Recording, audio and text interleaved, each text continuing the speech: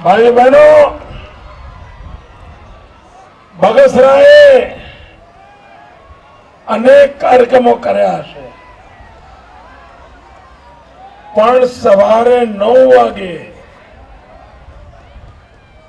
आटली मोटी मेदनी अने समग्र मार्ग पर आवो उत्साह उमंगवाळुं स्वागत शायद बगसराना इतिहास में आ पहली बार थयुं।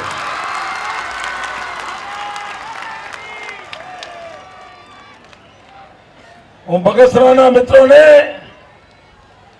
खूब खूब अभिनंदन आपू छू। भाई बहनों, 11મી સપ્ટેમ્બરે બહુચરાજી थी आ यात्रा नो आरंभ कर्यो छे અને જુદા જુદા વિસ્તારમાં ફરતા ફરતા આજે હું બગસરાની ધરતી પર આવ્યો છું અને બગસરાની ધરતી પર આવું ત્યારે આ ધરતીનું સંતાન જેણે બગસરાનું નામ રોશન કર્યું, જેણે અમરેલી જિલ્લાનું નામ રોશન કર્યું, જેણે ગુજરાતનું નામ રોશન કર્યું, જેણે દુનિયામાં ભારતનું નામ રોશન કર્યું, एवा जादूगर केलालनी आ भूमि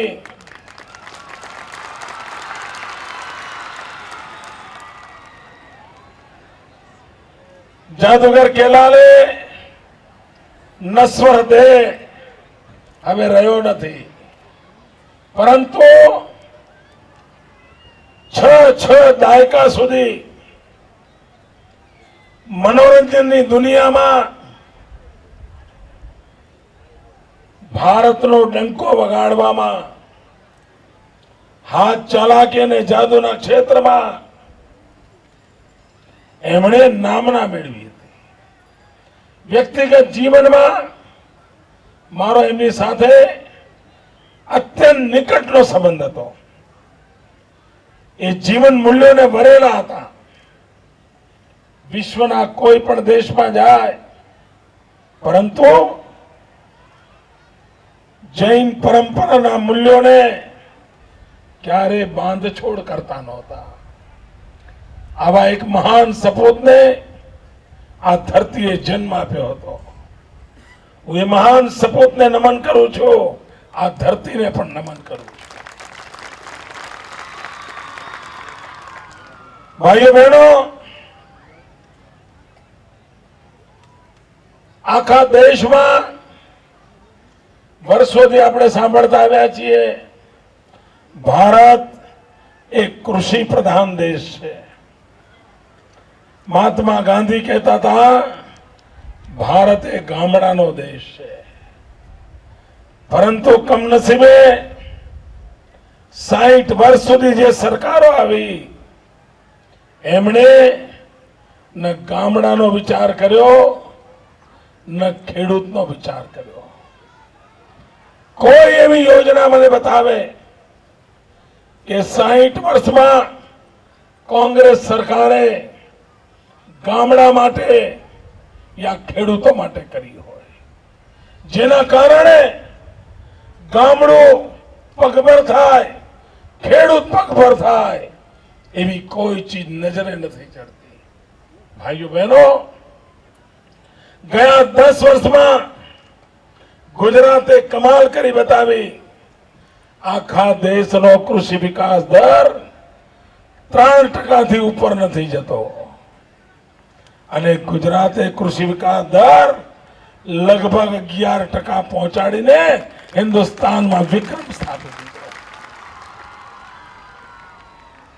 भाई बहनों, नर्मदाનું पानी पहोंचाडवा माटे केनालोनुं जे काम चाले छे एमां केंद्र सरकार गुजरात ने भारोभार अन्याय करे छे। आज सरदार सरोवर डेम एनी ऊंचाई વધારવા માટે मारे उपवास पर उतरવું પડ્યું। आपने याद हशे मैं 72 કલાકના ઉપવાસ કરીને आ मनमोहन सिंह जी सरकार ने પડકાર ફેંક્યો હતો। मैं एमने કહ્યું હતું કે મારા ખેડૂતો ભૂખે મરતા હોય મારી સૌરાષ્ટ્રની ધરતી તરસી હોય અને દિલ્હીની સરકાર મને ડેમની ઊંચાઈ બાંધવાના દે, એની સામે ગુજરાત ઝૂકશે નહીં. અને મેં લડાઈ આરંભી હતી અને દિલ્હી સરકારને ઝુકાવી 121 મીટરની ઊંચાઈ પર ડેમનું કામ આપણે પૂરું કર્યું. ભાઈઓ બહેનો, હવે એના ઉપર ગેટ લગાવવાના છે, દરવાજા. એક એક દરવાજાની ઊંચાઈ 6 માળનું મકાન હોય ને એવડી છે. 6 માળનું મકાન જેવડી. તમને જાણીને આનંદ થશે, એ દરવાજાનું કામ, દરવાજા બનાવવાનું કામ, બિલ્ડિંગનું કામ, આ બધું તૈયાર પડ્યું છે, ખાલી ઊભા કરવાના બાકી છે. હવે આ લોકો એમ કે છે કે મધ્યપ્રદેશ બાજુના કેટલાક ગામો એ ડૂબમાં જાય એટલા માટે આ દરવાજા નાખી ન શકાય. ભાઈઓ બહેનો, મારી વાતનો તમે જવાબ આપશો બગસરાના ભાઈઓ? હવે મને કહો કે હું દરવાજા ઊભા કરું, પરંતુ દરવાજા બંધ ના કરું તો પાણી ભરાય, તો કોઈ ગામ ડૂબમાં જાય, કોઈનું ઝૂંપડું તણાય. તમને બરાબર સમજણ પડે છે ને? આ દિલ્હી સરકારને નથી પડતી. આ તમને સમજણ પડે એ મનમોહનસિંહજીને નથી પડતી. 1 ડઝન વખત હું મળ્યો, 1 ડઝન વખત મેં એમને સમજાયું કે સાહેબ, આ દરવાજા ઉભા કરવામાં અમને 3 વર્ષ લાગશે. 6 માળના દરવાજા છે. એક વાર અમે દરવાજા ઉભા કરી દઈએ અને પછી માનો કે તમને લાગતું હોય કે હજુ પણ કોઈનું ઘર ડૂબમાં જાય છે, તો તમે અમને દરવાજા બંધ કરવાની પરમિશન ના આપતા. અમે પાણી નહીં ભરીએ, કોઈનું અમે નુકસાન નહીં કરીએ, પણ કમસે કમ દરવાજા તો ઉભા કરવા દો. તો મને કે મોદીજી, આ તો તમારી વાત સાચી છે, તમે કોઈ અમલ કરો ને. ભાઈઓ બહેનો, તમને જે વાત સમજાય છે એ દિલ્હીની સલ્તનતને સમજાતી નથી. એનું કારણ જ્યાં જ્યાં ગુજરાતની વાત આવે એમને વાંકવું પડે છે, એમને વાંધો પડે છે, અને ગુજરાતનો ખેડૂત બરબાદ થાય એ જ એમની પ્રવૃત્તિ હોય છે. ભાઈઓ બહેના, પાક વીમાના પૈસા આપણો ખેડૂત સરકારને કહેતો હતો કે ભાઈ, પાક વીમાનું જે પ્રીમિયમ છે એ મગફળીનું પ્રીમિયમ અને કપાસનું પ્રીમિયમ સરખું કરો. હું પત્રો લખી લખીને થાક્યો, પણ સમજવા તૈયાર નહીં. એટલે ખેડૂત બિચારો શું કરે? ખેડૂત કપાસની વાવણી કરે પણ મગફળી લખાવે, અને પાક નિષ્ફળ જાય અને સાબિત ન કરી શકે એટલે પેલા વીમા વાળા એટલે લટકાવી રાખે. આવું જ ચાલતું હતું ને? ખોખારીને બોલો ને યાર, ચાલતું હતું ને? હવે આનો ઉપાય એક જ હતો કે કપાસનું અને મગફળીનું પ્રીમિયમ બરાબર કરો. આ દિલ્હીની સરકારને સમજાઈને થાક્યો, ન માન્યા, ન જ માન્યા. પણ મારે મારા ગુજરાતના ખેડૂતોને મરવા નહોતા દેવા. એટલે મેં બજેટમાં જોગવાઈ કરી કે હવે ગુજરાતનો ખેડૂત કપાસનો પાક વીમો લેશે તો મગફળી કરતા એને જે વધારે પ્રીમિયમ ભરવું પડે છે એ પ્રીમિયમ હું સરકારની તિજોરીમાંથી ભરીશ, પણ મારા ખેડૂતને બચાવ. હમણાં વરસાદ 2 મહિના મોડો પડ્યો, મારો ખેડૂત મુસીબતમાં આવ્યો. અમે નક્કી કર્યું, બાળકો જરા શાંતિથી સાંભળો. હમણાં વરસાદ મોડો પડ્યો, અમારો ખેડૂત મુશ્કેલીમાં મુકાણો. અમે તરત નક્કી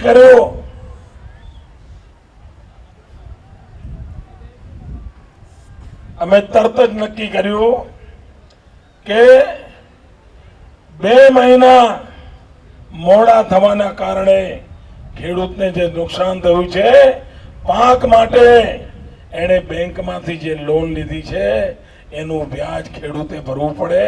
અમે નક્કી કર્યું આ સંજોગોમાં ખેડૂત નહીં ભરી શકે, સરકારની તિજોરીમાંથી હું વ્યાજ ભરી દઈશ અને મારા ખેડૂતોને બચાવી દઈશ.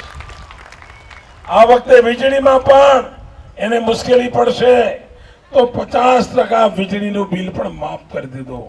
ભાઈઓ બહેનો, તમે મને કહો, આ કોંગ્રેસ વાળા કહે છે ને દિશા બદલો, કહે છે ને, આ તમારી દિશાએ હું દશા કરી હતી એ ગુજરાતનો ખેડૂત જાણે છે. તમે ફતવો બહાર પાડ્યો તો, આ ગાંધીનગરમાં બેઠેલી કોંગ્રેસની સરકારે ફતવો બહાર પાડ્યો તો કે તમે ડેરી નહીં કરી શકો. ડેરી ન કરવાનો ફતવો બહાર પાડ્યો તો, ડેરીના કામમાં રૂકાવટ કરવાનો. ભાઈઓ બહેનો, અમારી દિશા એવી છે કે અમે કહ્યું કે તમે જો ડેરી કરશો તો શરૂઆતમાં પૈસા ગાંધીનગરથી સરકાર આપશે. અને આજે સૌરાષ્ટ્રમાં ડેરીઓ ઊભી થઈ, અમરેલી જિલ્લામાં ડેરી થઈ, દૂધ પાલકને ઘરમાં, ખેડૂતના ઘરમાં દૂધના પૈસા તરત મળવા માંડ્યા. પહેલા 5 મળતા હોય તો હવે 15 મળવા માંડ્યા. પહેલા 10 મળતા હતા તો હવે 35 મળવા માંડ્યા. આ ડેરી અમે કરી, આ અમારી દિશા. ડેરી ન કરો એ કોંગ્રેસની દિશા.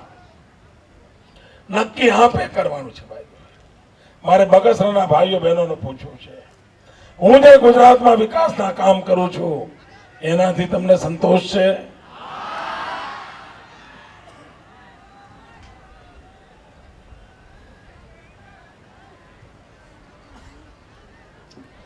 ગુજરાતમાં જે વિકાસના કામ થાય છે એનાથી સંતોષ છે?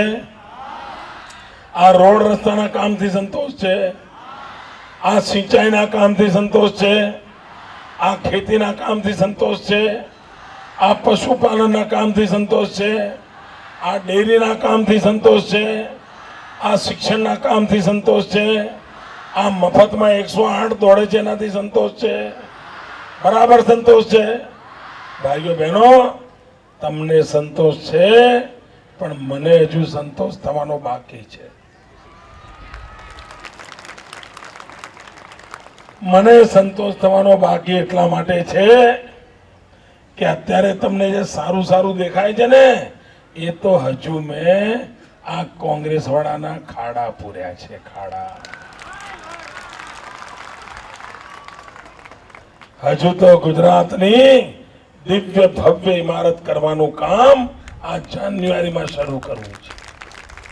આપના જો આશીર્વાદ હશે તો જાન્યુઆરીથી દિવ્ય ભવ્ય ગુજરાતનું નિર્માણ શરૂ કરીશું. ત્યાં સુધીમાં બધા ખાડા પૂરી દઈશું અને તમારા સપનાનું ગુજરાત બનાવીને રહીશ. આવનારા 5 વર્ષ ગુજરાતનો ગોલ્ડન પીરિયડ આવી રહ્યો છે અને આ બગસરાની ધરતીનો પ્રેમ એ બતાવે છે કે 5 વર્ષનો ગોલ્ડન પીરિયડ નક્કી છે.